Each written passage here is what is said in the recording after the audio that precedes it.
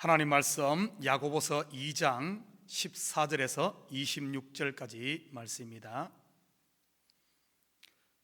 내 형제들아, 만일 사람이 믿음이 있노라 하고 행함이 없으면 무슨 유익이 있으리요? 그 믿음이 능히 자기를 구원하겠느냐? 만일 형제나 자매가 헐벗고 일용할 양식이 없는데 너희 중에 누구든지 그에게 이르되 평안히 가라, 덥게 하라, 배부르게 하라 하며 그 몸에 쓸 것을 주지 아니하면 무슨 유익이 있으리요? 이와 같이 행함이 없는 믿음은 그 자체가 죽은 것이라. 어떤 사람은 말하기를 너는 믿음이 있고 나는 행함이 있으니 행함이 없는 내 믿음을 내게 보이라. 나는 행함으로 내 믿음을 내게 보이리라 하리라. 내가 하나님은 한 분이신 줄을 믿느냐? 잘하는도다. 귀신들도 믿고 떠느니라.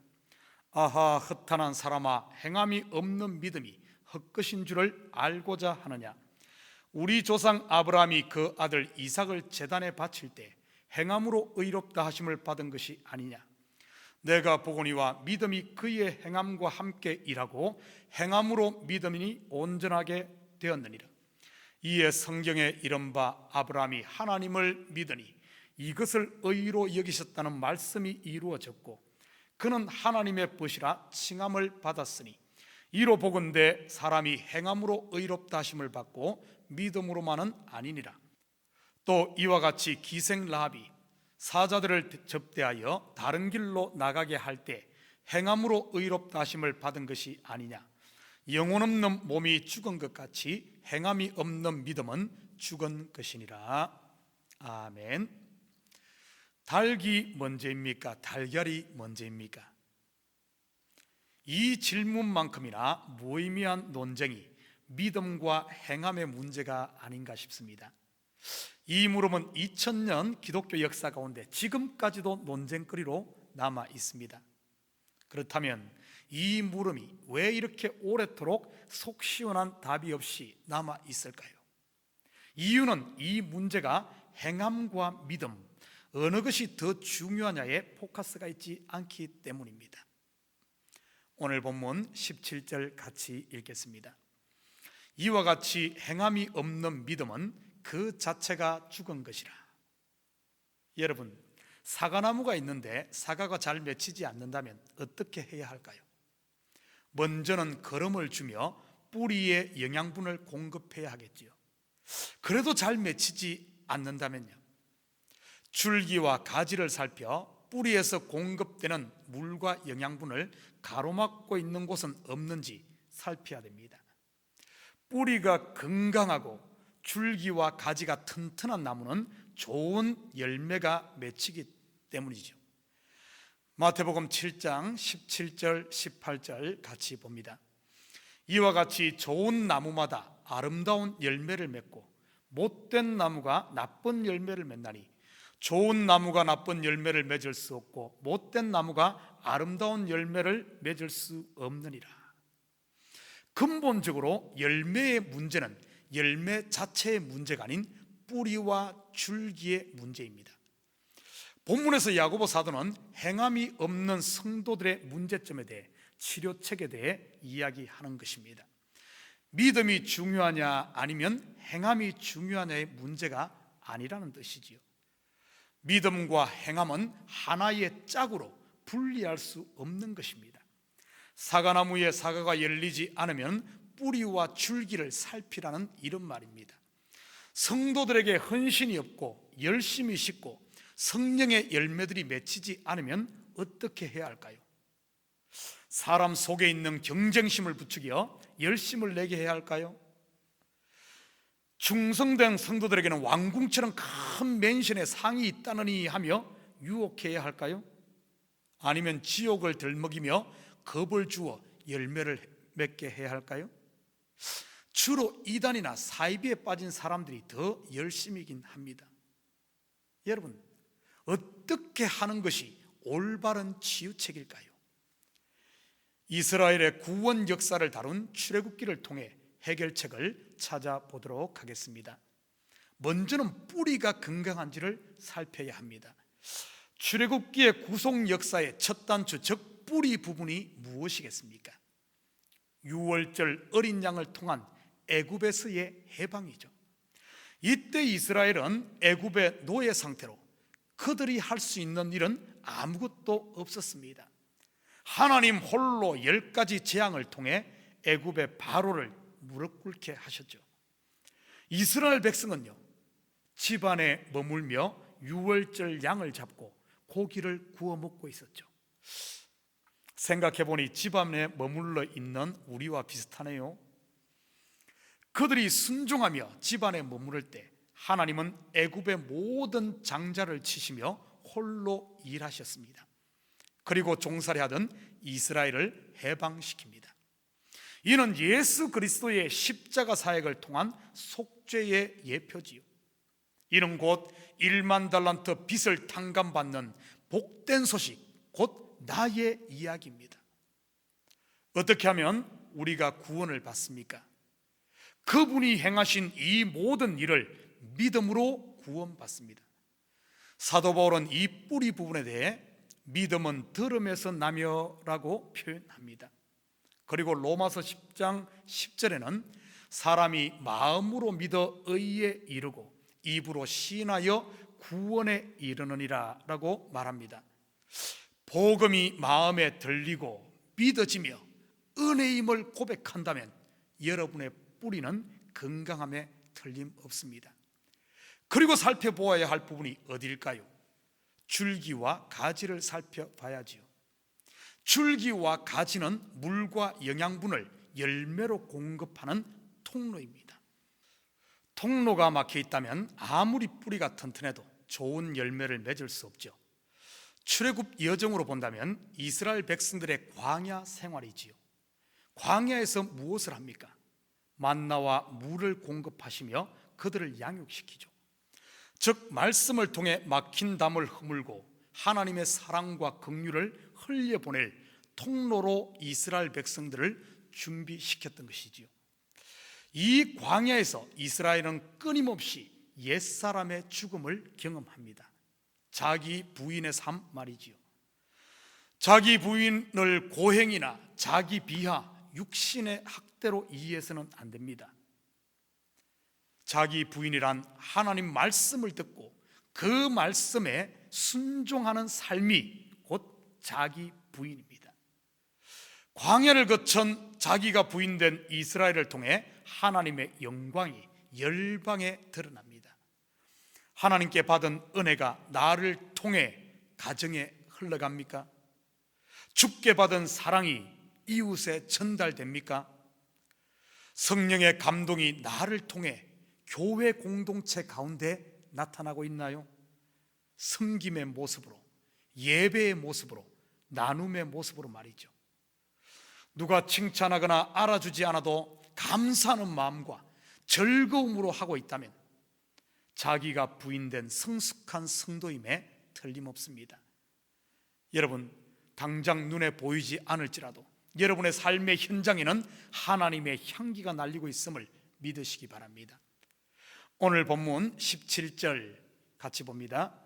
행함이 없는 믿음은 그 자체가 죽은 것이라. 야고보 사도가 예루살렘 교인들에게 이 말을 한 참 의도가 무엇일까요? 너희는 구원받지 못한 백성이다, 이 말일까요? 아직도 애굽에 종살이하고 있는 백성이다, 이런 말일까요?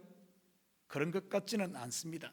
만약 그렇다면 이들을 책망할 것이 아니라 복음을 다시 전해 주었을 것입니다. 사도 바울이 가는 곳마다 하나님이 행하신 그 일, 예수 그리스도를 전했듯이 말이죠. 본문의 뉘앙스를 보면 그런 뜻이 아닌 것이 분명합니다.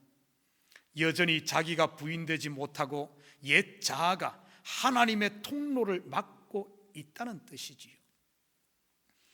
예수님 당시에 예루살렘 성전이 강도의 구렬이 되었듯이 거룩한 성전인 우리 속에 욕심과 탐욕의 육신의 생각이 하나님의 길을, 성령의 길을 막고 있다는 말입니다. 그러니 성령의 열매 대신 자기 욕심에 입만 무성한 무화과나무처럼 된 것이지요. 이것을 행함이 없는 믿음이라고 하는 것입니다. 광야만 돌고 있는 이스라엘 백성 말이지요. 18절 같이 봅니다. 어떤 사람은 말하기를 너는 믿음이 있고 나는 행함이 있으니 행함이 없는 내 믿음을 내게 보이라. 나는 행함으로 내 믿음을 내게 보이리라 하리라. 여러분, 나무와 열매는 하나입니다. 마찬가지로 믿음과 행함은 둘이 아닌 하나입니다. 믿음은 행함이라는 열매로 나타나고 행함이라는 열매는 믿음을 그 뿌리로 하고 있죠. 그런데 이 둘을 분리하는 무리들이 있었습니다. 초대교회 때 교회에 가장 큰 해악을 끼쳤던 영지주의자들 말이죠. 이들이 주장한 것이 이원론 사상인데 영은 거룩하고 육은 속되다고 주장했지요. 이들은 그들이 깨달은 신비하고 비밀한 지식 곧 그노시스를 통해 구원에 이른다고 믿었기에 이것만을 추구했습니다. 그런데 그들의 삶에서의 열매는 찾아볼 수 없었죠. 이것에 실증난 사람들이 행위를 강조한 율법주의에 또 많이 빠졌습니다. 둘 다 문제가 있습니다. 구원에 이르는 신비하고 비밀한 지식은 우리가 깨닫는 게 아닙니다. 하나님이 자신을 열어 우리에게 계시하는 것이지요. 그리고 하나님께서 우리 마음을 열어 주어야만 하늘 신비를 볼 수 있는 것입니다. 그래서 이 구원의 비밀은 나에게서 난 게 아닙니다. 위로부터 주어진 것이지요. 그리고 성령의 열매 또한 내 열심과 의지로 맺히는 게 아닙니다. 성령의 감동에 나를 부인하고 순종함으로 맺혀지는 것이지요. 내가 하는 게 아니라 성령이 하시는 것입니다. 그래서 성령의 열매라 하는 것이지요. 이런 반쪽짜리 신앙인들에 대해 야고보 사도는 이렇게 결론 내립니다. 19절과 20절 같이 봅니다. 내가 하나님은 한 분이신 줄을 믿느냐? 잘하는도다. 귀신들도 믿고 뜨느니라. 아하, 허탄한 사람아, 행함이 없는 믿음이 헛것인 줄을 알고자 하느냐? 하나님의 것을 가지고 자기의 것인 양 속이는 이들을 귀신의 믿음이다 이렇게 말합니다. 열매가 없는 믿음을 헛것이라고 하네요. 그리고 이런 믿음을 죽은 믿음이라고도 합니다. 그러면 어떻게 하면 이 문제의 근원을 찾아 해결할 수 있을까요? 본문 21절과 22절 같이 봅니다. 우리 조상 아브라함이 그 아들 이삭을 제단에 바칠 때 행함으로 의롭다 하심을 받은 것이 아니냐? 내가 보거니와 믿음이 그와 그의 행함과 함께 일하고 행함으로 믿음이 온전하게 되었느니라. 아브라함이 무엇을 어떻게 했기에 독생자 아들 이삭을 제단에 바칠 수 있었습니까? 바로 3일길의 광야를 걸으며 말씀 앞에 자기가 죽는 순종이었던 것이지요. 자기가 부인된 아브라함을 통해 하나님은 자기의 구원 계획을 드러내십니다.